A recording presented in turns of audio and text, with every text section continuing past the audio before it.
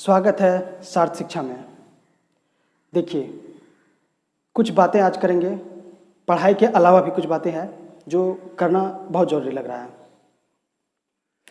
हम लोग अब तक में बहुत ही बेहतरीन शुरुआत कर चुके हैं और आगे भी इसको कंटिन्यू रखेंगे। जहाँ तक हो सकेगा ये शुरुआत किए हैं, बहुत नीचे से शुरुआत किए हैं और बहुत कम सोर्सेस का इस्तेमाल करके हम लोग इसका यूज कर रहे हैं। मतलब इस तरह से आगे बढ़ा रहे हैं और आप लोगों का साथ भी बहुत ज़्यादा मिल रहा है। सार्थ शिक्षा का उद्देश्य है, इस वेबसाइट को बनाने का, ये इस यूट्यूब चैनल को बनाने का उद्देश्य है सभी को मुफ्त और क्वालिटी एजुकेशन देना। जितने भी लोग हम लोग हैं ग्रुप में, सभी के सभी कहीं ना कहीं सेटल्ड हैं, या नहीं तो रिजल्ट दिए हैं और सेटल्ड नहीं हैं, लेकिन रिजल्ट सभी ने सभी दे चुके हैं। तो आप लोग बने रहिए, जहाँ तक हो सकेगा हम लोग पूरी कोशिश करेंगे कि आप लोगों का मदद करें। अब है कुछ एग्ज़ाम्स, जैसे बिहार का दरोगा वाला एग्ज़ाम है, फिर उसके बाद बीपीएससी का भी मेंस हो रहा है, दरोगा का मेंस है, फिर बिहार एसएससी का भी 12th लेवल वाला मेंस है। उन सब एग्ज़ाम्स के लिए भी हम लोग तैयारी शुरू करने वाले हैं। उसमें एक प्रॉपर सब्जेक्ट आता है हिंदी, जिसमें 100 मार्क्स का एग्ज़ाम होगा और वो आपको पास करना पड़ेगा। तो उसके लिए भी हम लोग स्ट्रेटजी तैयार कर रहे हैं, उसके लिए भी कुछ न कुछ व्यवस्था किया जाएगा। तो आप लोग जुड़े रहिए और जितना हो सके ज़्यादा से ज़्यादा लोगों को कांटेक्ट कीजिए। हम लोग यही देखे हैं कि ऑनलाइन एजुकेशन में हमारा जो सेक्टर है, हमारा जो क्षेत्र है, वो थोड़ा सा कम पड़ रहा है। और अभी लॉकडाउन जिस तरह से हुआ और ऑफलाइन जितना भी कोचिंग्स वगैरह है सब बंद हो रहा है, तो कहाँ से लोग करें, कहाँ से व्यवस्था करें। और मुफ्त शिक्षा, अब कहीं भी जाइए, जितना भी कोचिंग में जाते हैं सब पेड कोर्स चला रहा है, बहुत ज़्यादा पैसा ले रहा है। कम पैसा में कहीं ले रहा है तो आपको बंधक बन के रहना पड़ रहा है एक तरह से। लेकिन बताइए, हम लोग कुछ नहीं कर पा रहे हैं। तो इसलिए अब क्या है कि जहाँ पैसा कम हो, रिसोर्सेज कम है, वहाँ भी लोग पढ़ सके और सही एजुकेशन ले सके, उसके लिए हम लोग अब आगे बढ़ते हैं। तो और सब भी एग्जाम्स है जिसका तैयारी हम लोग कराने का सोच रहे हैं। जैसे सीपीओ है, वहाँ भी इंग्लिश हम प्रोवाइड कराने वाले हैं। इंग्लिश के लिए भी सर हायर हो चुके हैं और वो ऑलरेडी काम कर रहे हैं और कर भी चुके हैं। हम लोग हो सकता है आज या कल से उसका भी क्लास शुरू कर देंगे। तो आप लोग सिर्फ बने रहिए, इस तरह से साथ देते रहिए, हम लोग आगे बढ़ते रहेंगे। तब तक चलते हैं, जो पढ़ाई चल रहा था हम लोग का उससे आगे बढ़ते हैं। और हाँ, कभी कभी क्या होता है कि काम करने के टाइम में कुछ ना कुछ ऐसा समस्या आ जाता है जिसके लिए हम लोगों को 1 या 2 दिन बंद करना पड़ता है, रुकना पड़ता है।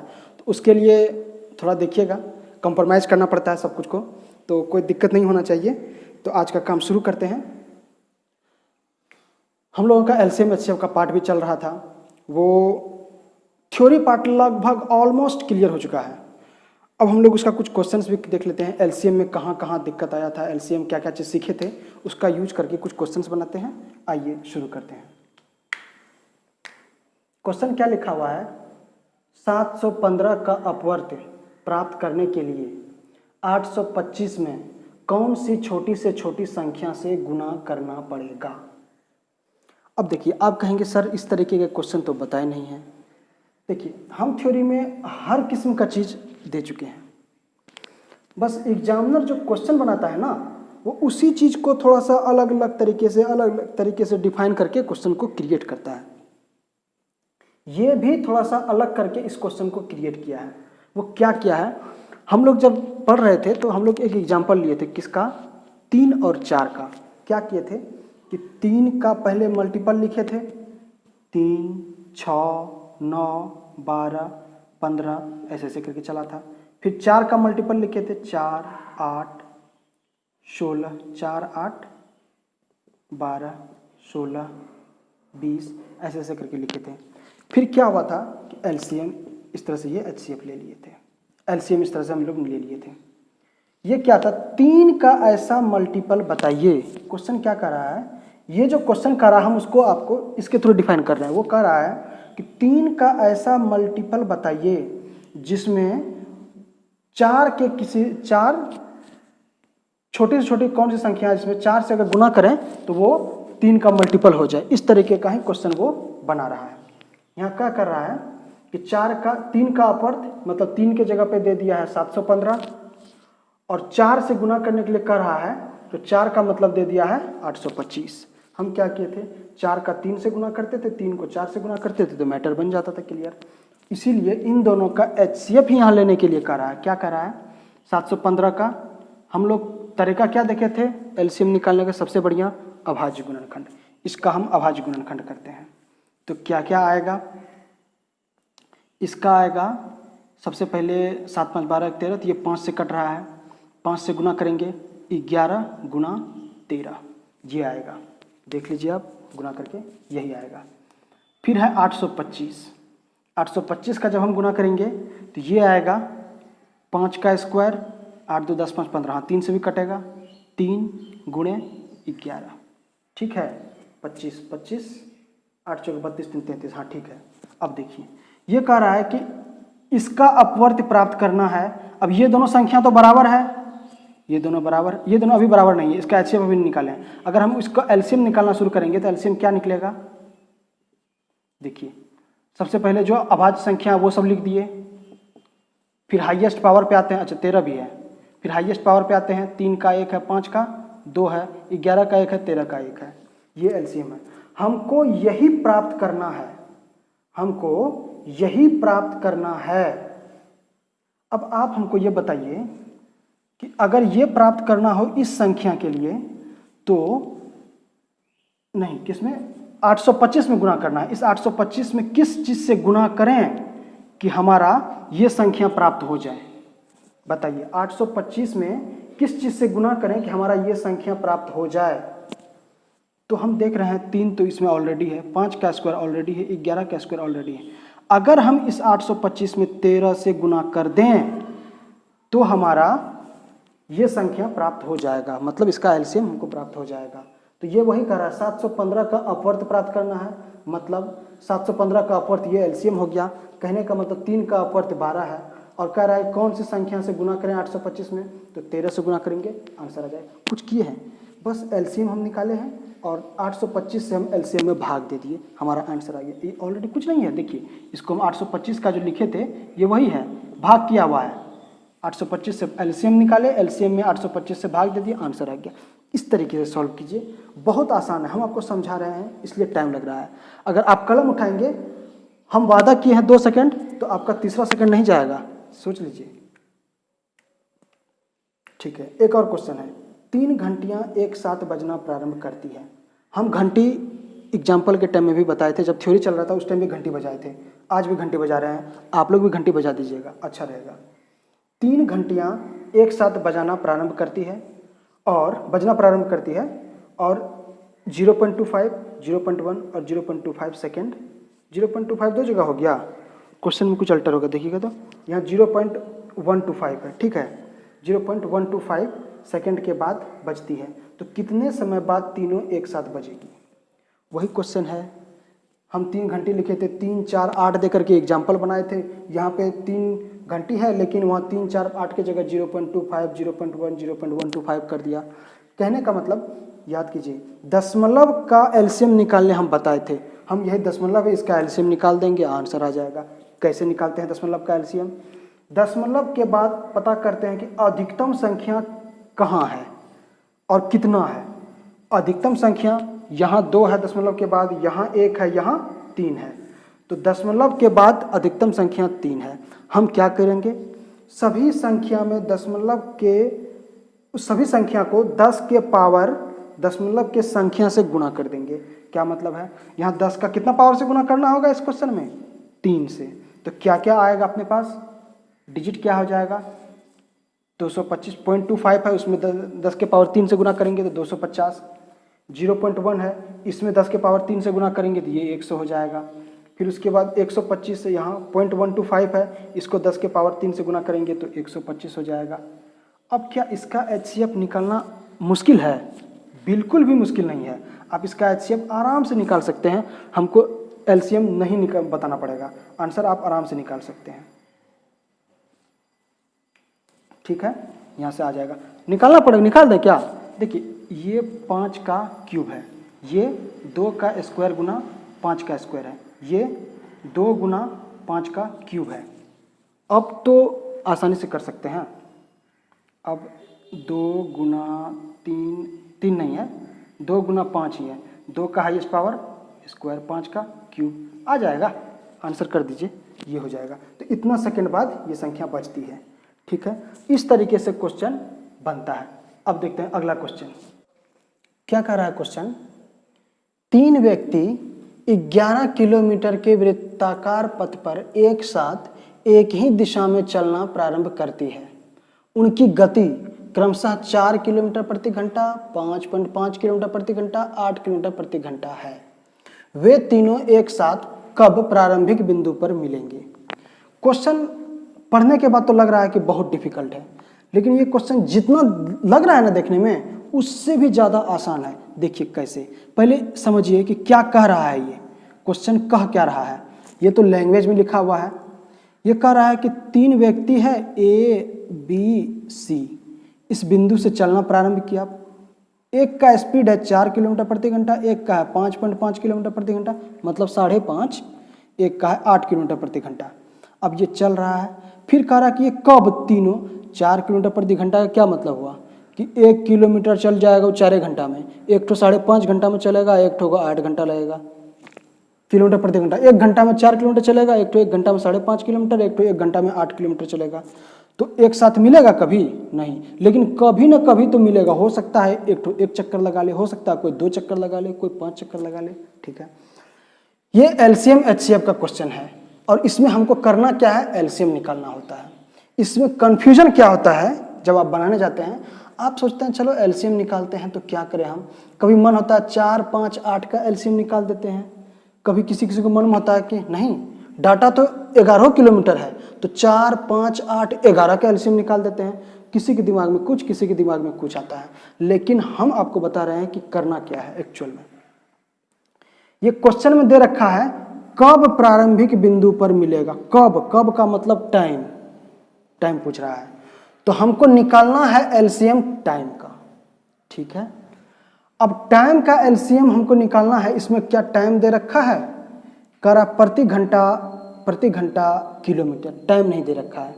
तो मेरा पहला टारगेट होना चाहिए कि हम टाइम निकाल लेते हैं। तो टाइम हम कैसे निकालेंगे, टाइम के लिए फॉर्मूला है, वैसे जब डिस्टेंस वाला वो समय दूरी जब पढ़ेंगे चैप्टर तो उसमें अच्छे से बताएंगे, लेकिन यहाँ देखिए जो जानते हैं उसका यूज करके डिस्टेंस बटा चाल बराबर टाइम हो जाएगा। तो डिस्टेंस क्या कह रहा है, 11 किलोमीटर बटा 4, ये हो गया पहला टाइम। दूसरा टाइम क्या है, 11 बटा 5.5। तीसरा टाइम क्या है, 11 बटा 8, ये हो गया टाइम। अब इसका क्या मतलब हुआ कि इस आदमी को 11 किलोमीटर का दूरी तय करने में 11 बटा 4 घंटा लगेगा, इसको 11 बटा 5 घंटा लगेगा, 5.5 घंटा, इसको 11 बटा 8 घंटा लगेगा। तो बताइए कब अब तीनों एक साथ मिलेगा, मतलब अब इस तीनों का एलसीएम हम आराम से निकाल सकते हैं। भिन्न का एलसीएम निकालना कोनो मुश्किल है क्या, नहीं, कोनो मुश्किल नहीं है। अगर मुश्किल लग रहा है ना तो एक बार जाके, अरे ये तो कट गया 55 से 2 बार में, काहे इतना नाटक कर रहे थे, ये 2 बार में कट गया। ठीक है, तो क्या आएगा इसका, 11 बटा 4, 2 और 11 बटा 8। भिन्न का एलसीएम निकालना मुश्किल है, बिल्कुल नहीं। क्या करते हैं, 2 बटा 1। अंश का एलसीएम क्या होगा, 22। हर का एचसीएफ, इसका एचसीएफ क्या होगा, यहाँ 1 आ गया तो एचसीएफ 1 ही ना होगा, 1। ये क्या हो गया, 22। मतलब 22 घंटा के बाद ये तीनों फिर से प्रारंभिक बिंदु पर आ जाएगा। मतलब हमसे पूछा कब, तो हम निकाल दिए टाइम। पूछता कितना किलोमीटर बाद, तो हम किलोमीटर में निकालते। पहले सबका डिस्टेंस निकाल देते कि 1 घंटा में कितना किलोमीटर चल रहा है, कितना किलोमीटर चल रहा है, तब हम उस तरह से निकालते। तो यही है, पहले समझिए कि क्वेश्चन क्या कह रहा है, उसके बाद उसका आंसर दीजिए। एक और क्वेश्चन है, देखते हैं। वह छोटी से छोटी संख्या जो 4, 5, 6, 15, 18 से पूर्णतः विभाज्य हो। पूर्णतः विभाज्य होना क्या मतलब है, ये एलसीएम ही मांग रहा है आपसे, बस बोल दिया कुछ उल्टा पुल्टा वर्ड, घबराना नहीं है। एलसीएम निकाल दीजिए इसका एलसीएम निकालने के लिए हम बताएंगे, नहीं, अच्छा ठीक है बता देते हैं, लेकिन आगे काम आपको भी करना होगा। जितना प्रैक्टिस उतना परफेक्शन, जितना कम प्रैक्टिस उतना कम परफेक्शन, यही है उसका अभाज्य गुणनखंड। इसका 2 गुणे 3 गुणे 5, 2 का हाईएस्ट पावर 2, 3 का हाईएस्ट पावर 2, 5 का 1, तो क्या हो गया 3 3 9 5 45 चौके 180। ये हो गया। पूर्णतः विभाजित किससे होगा 180 आंसर। इस तरीके से हम एलसीएम का क्वेश्चन सॉल्व कर रहे हैं। देखते हैं एक और क्वेश्चन है और बहुत ही बढ़िया क्वेश्चन है। खुद से ट्राई कीजिए, 2 मिनट वीडियो को पॉज कर लीजिए, 2 मिनट से कम टाइम नहीं लगेगा, लेकिन बना के देखिए, बहुत मज़ा आएगा। हाँ, शुरू करते हैं। क्वेश्चन क्या कह रहा है, 2 दांतेदार पहिए आपस में सट कर चलते हैं। एक में 32 दांत है, दूसरे में 36 दांत है। यदि बड़ा पहिया प्रति सेकंड 64 चक्कर लगाते हैं तो ज्ञात कीजिए 10 घंटे की अवधि में 2 विशेष दांतें कितनी बार एक दूसरे के संपर्क में आएंगे। कुछ भाषण थोड़ा सा। क्वेश्चन पढ़ने के बाद समझ में बिल्कुल भी नहीं आया होगा कि आखिर मैटर क्या बन रहा है। अगर आप थोड़ा सा भी चीज़ों को अपने नज़र से देखते हैं, जो आपके आसपास में घटना हो रहा है उससे चीज़ों को रिलेट करते हैं, तो आपको क्वेश्चन बहुत बढ़िया तरीके से समझ में आएगा, और नहीं तो बिल्कुल भी नहीं आ पाएगा। आप लोग एक बचपन में बंदूक चलाते होंगे जिसमें आवाज़ आता था, घिर घिर करके आवाज़ आता था, उस तरीके का आवाज़ वाला एक बंदूक था। उसमें क्या होता था कि उसमें जैसे ही घोड़ा प्रेस करते थे तो आवाज़ होता था। आप उसको खोल करके एक बार देखिए, कहीं बच्चा मिल जाएगा उसको खोल करके देखिए, या नहीं तो बहुत सारा गाड़ी, मोटर गाड़ी जो लगा रहता है, जो कार वगैरह जो खरीदते हैं वो सब चलाते हैं, तो उस सब में साइकिल के चैन में भी, मोटरसाइकिल में, मशीन खोलिए, हर जगह इसमें ये मैकेनिज्म काम करता है। क्या रहता है दिखाते हैं आपको। एक ये है छोटा सा, इसमें दांत लगा हुआ है, इस तरह से दांत लगा रहता है ढेर सारा, ठीक है, ये दांत है, ध्यान रखिएगा। इस तरह से एक चक्का देखें कहीं, चक्री लगा रहता है, एक और चक्री लगा रहता है इस तरह से, यहाँ पर भी एक दांत रहता है, एक दांत लगा रहता है, दांत लगा रहा है, दांत लगा रहा है। होता क्या है कि इसको अगर घुमाएंगे ना तो ये भी घूमेगा, इसको अगर आप घुमाएंगे तो ये भी घूमेगा। उस सब में फीता नहीं लगाता है, किसी एक ठो में फीता लगा दिया, घुमा रहा है, इससे कोई दूसरा लिंक कर दिया, कोई तीसरा लिंक कर दिया, तो ये दांत जो खटाल पड़ता है ना, ये घुमा, उसको भी घुमा दिया, फिर ये उसको घुमा देगा। यही मैकेनिज्म यहाँ पे काम कर रहा है। क्या बोला, ये छोटा है, ये बड़ा है, इसमें 32 दांत है, इसमें 36 दांत है, ठीक है, बड़ा वाला में 36 है, छोटा वाला में 32 दांत है। ये जब घूम रहा है, देखिए ये जब दांत है, एक दांत, ये एक दांत, दोनों संपर्क में है, ये जैसे ही पास हुआ इसको भी फिर घुमा दिया इधर। अब ये घूमते घूमते जाएगा तो ये तो 32वें बार में नहीं, ये चक्कर पे आ जाएगा, लेकिन इस दांत को 36 दांत पार करके यहाँ पहुँचना पड़ेगा।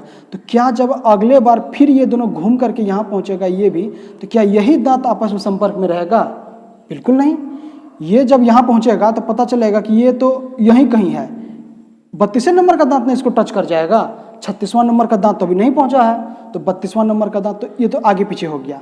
और क्वेश्चन में वही कह रहा है कि आखिर एक बार आगे पीछे हुआ है, एक चक्कर लगाया, 2 चक्कर लगाया, 5 चक्कर लगाया, कोई ना कोई चक्कर आएगा जबकि फिर ये दोनों दांत आपस में सट जाएगा एक बार।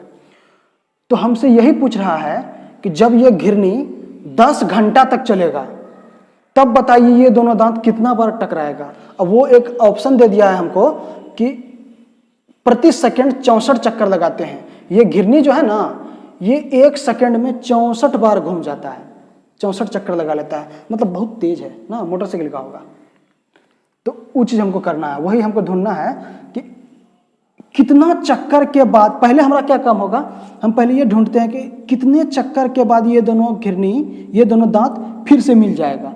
2 दांत का रहा, हम अगर ये निकाल लें कि कितने चक्कर बाद ये दोनों दांत मिल रहा है, फिर तो मेरे लिए क्वेश्चन बहुत आसान है। मेरा पहला टारगेट रहेगा कितने चक्कर बाद दांत मिलती है ये निकालना। इसके लिए क्या ऑप्शन है, फिर वहीं आ गए, एक घंटी था, 3 सेकंड बाद बजती थी, 4 सेकंड बाद बजती थी, कितना सेकंड बाद फिर से बजेगा। तो चीज़ तो वही कह रहा है, 32 चक्कर है, 36 चक्कर है, तो कितना चक्कर बाद मिलेगा। भाई ये तो हद कर दिया। एलसीएम एचसीएफ पूछने का जो तरीका है ना, बहुत ही बेमिसाल है। आज चक्कर घुमा रहा है, कल को वो कुछ और घुमा देगा, अपना भी दिमाग घूम जाएगा। ऐसा नहीं सोचना है, बस देखिएगा क्या घुमा रहा है, वो काम करना है। तो पहला मेरा टारगेट रहेगा 32 और 36 का एलसीएम हम ले लेते हैं। ये कितना आएगा, तरीका पता है आपको, 2 का पावर 8, 4, मतलब 5 और ये 2 का स्क्वायर गुना 3 का स्क्वायर। एलसीएम क्या आएगा 2 का पावर 5 गुना 3 का स्क्वायर क्या आएगा 32 नमा 9 दूना 18 9 तिया 27 1 28। क्या कहने का मतलब है, ये कह रहा है कि इसमें 32 दांत था, इसमें 36 दांत था। 288 दांत के बाद फिर से ये दोनों दांत आपस में मिल जाएगा। मतलब वो कितना चक्कर लगाया ये हमको नहीं मिला, लेकिन ये पता चल गया ये 32 दांत था, 36 दांत था, तो 288 दांत के बाद फिर मिल जाएगा। वही 3 सेकंड में बचती है, 4 सेकंड में बचती है, 12 सेकंड में फिर बचेगी, तो 288 दांत के बाद फिर मिल जाएगा। यहाँ तक हमको पता चल गया कि 288 दांत के बाद। अब हमको ये करना है, हमको किसका निकालना है, बड़े वाले का। तो पहले ये ज्ञात करेंगे कि बड़ा वाला 288 दांत को पार करने में कितना चक्कर लगा लिया, यहाँ से मिल जाएगा। तो 36 दांत पार करेगा तो 1 चक्कर होगा, तो 288 दांत पार करेगा तो कितना चक्कर होगा। सीधा सीधा आंसर है, 36 से भाग देंगे आंसर आ जाएगा, कितना आ जाएगा 8 6 के 48, 8 बार में। मतलब जिसका बड़ा वाला, छोटा वाला का अगर निकालने कहता तो क्या करते हैं 208, देखिए एक एक नियम से क्या कर सकते हैं 288 दांत नहीं, रुक जाइए, क्या कह रहा था कि 32 दांत है ना, 32 दांत 1 चक्कर, 32 दांत क्रॉस हुआ तो 1 चक्कर लगा ना, तो 288 दांत क्रॉस होगा तो कई चक्कर, सीधा है 201/32 गुना 288 बराबर 9। यही काम यहाँ किए हैं, 288/36 बराबर 8। कहने का मतलब कि 36 दांत वाला घिरनी 8 चक्कर लगा लेगा, तब फिर से ये दोनों दांत आपस में मिल जाएगा। मामला क्लियर है, 8 चक्कर के बाद दोनों दांत मिल जाएगा, ये मिल गया हमको। अब क्या कह रहा है क्वेश्चन में कि 64 चक्कर लगा लेता है 1 सेकेंड में, 1 सेकेंड में 64 चक्कर लगा लेता है। 8 चक्कर के बाद दोनों घिरनी का दोनों दांत आपस में मिल गया, तो 1 सेकेंड में कितना बार मिल गया, सीधा सीधा आंसर है 1 सेकेंड में 64/8 बार मिलेगा। क्या किसी को इसमें कोई प्रॉब्लम है, नहीं होना चाहिए। 8 चक्कर में मिल जाता है, 1 सेकंड में 64 चक्कर है, तो 64 चक्कर 1 सेकंड में लग रहा है, तो 8 चक्कर के बाद मिल रहा है, तो 1 सेकंड में 8 बार नहीं मिल रहा होगा, 8 बार मिल रहा होगा, 8 बार मिलेगा। तो बताइए 10 घंटा में, तो 10 घंटा को सेकंड में बना लेंगे। इसके लिए क्या करेंगे, 10 घंटा थोड़ा सा बड़ा लेते हैं, 10 घंटा है, इसको क्या कर सकते हैं 10 घंटा को पहले मिनट बनाइए, 60 से गुना किए, फिर उसके बाद सेकंड बनाए, 60 से गुना कर दिए। अब 1 सेकंड में 8 बार, तो 10 घंटा में गुना 8 कर दिए। गुना आराम से कर सकते हैं, क्या आएगा 8 6 के 48, 6 के 6 8 48, 6 4 के 24, 4 28, कट 0 3 3 0, इतना बार मिल जाएगा। 10 घंटे में दोनों दांत इतना बार आपस में मिल जाएगा। बहुत भारी क्वेश्चन था, इससे भारी क्वेश्चन तो आपको ना पूछेगा, आप कोई भी कंपटीशन का एग्जाम दे रहे हैं तो आप ये ध्यान रखिए। एलसीएम का सारा क्वेश्चन, मतलब बहुत टाइप का क्वेश्चन आता है, आप बुक उठाइए कोई भी और बना डालिए सारा क्वेश्चन। ऐसे हम भी क्वेश्चन आपको प्रोवाइड करने का कोशिश कर रहे हैं, कर देंगे, ठीक है। अब अगले क्लास में चलेगा।